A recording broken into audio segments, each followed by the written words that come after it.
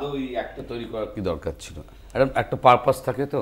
প্রথম কথা হচ্ছে এত বিতর্কের মধ্যে গিয়ে লাভ নেই, যে দুটো দর্শনগত জায়গা সম্পূর্ণভাবে মুখোমুখি দাঁড়িয়ে রয়েছে।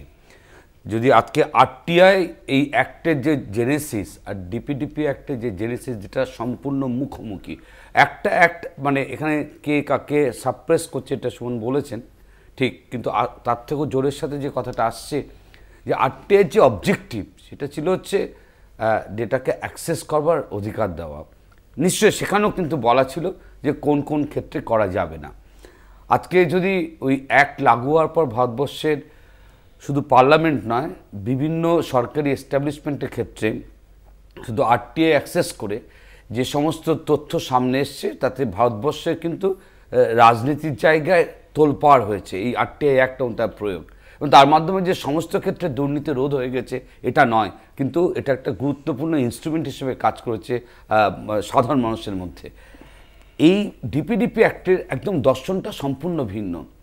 অ্যাক্টের মধ্যে যেসব কথাগুলো লেখা রয়েছে তাতে অ্যাপারেন্টলি কিন্তু মনে হতেই পারে যে এটা বোধহয় আমার খুব ব্যক্তিগত জায়গায় কোথাও একটা প্রোটেকশন দিচ্ছে। প্রশ্ন এখান থেকেই উঠছে যে এই সময়কালে সম্পদ, আমি ক্যাটেগরিক্যালি জায়গাটা বলছি, এই সময়কালে সম্পদ সারা পৃথিবীতে আমাদের দেশে ক্রমাগতভাবে কনসেন্ট্রেট করেছে সামান্য কিছু মানুষজনের হাতে। চূড়ান্তভাবে আমার বৈষম্য বেড়েছে।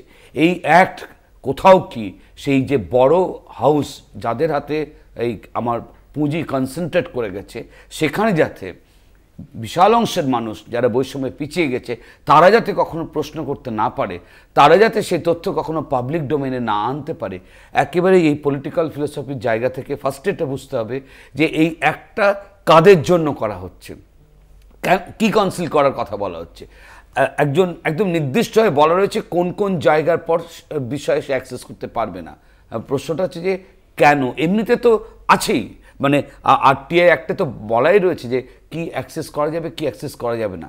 এখানে প্রশ্নটা হচ্ছে যে এই অ্যাক্সেস না করতে দেওয়ার পেছনে যে পলিটিক্যাল ইন্টেনশনটা কি, কেন এখান থেকে আসছে, তার কারণ বাস্তব জমিতে দাঁড়িয়ে গত এক দশক সময়কালে যে ট্রিমেন্ডাস মানে ডিসক্রিপেন্সি, মানে এক কথা বৈষম্য বেড়েছে, এই বিষয় যাতে কখনো অ্যাক্সেস করা না যায়, এই বিষয়গুলোতে কখনো যেন কোনো বিশ্লেষণ করা না যায়, এই জায়গায় এটাকে শিল্ড করবার চেষ্টা করা হচ্ছে। সুতরাং পলিটিক্যাল ফিলসফি এটা হচ্ছে মোস্ট ইম্পর্টেন্ট বিষয়, যাকে ভিত্তি করে খুব সুচারুভাবে একটা তৈরি করা হচ্ছে। এমনিতে কিন্তু মনে হতেই পারে যে আমার ওই যে ডোমেইন, আমার প্রাইভেট ডোমেইন, ওখানে ওটা ঢুকবে না, এনক্রোচ করবার জায়গায় এই জায়গাটা খুব নাইসলি প্লেস হতে পারে।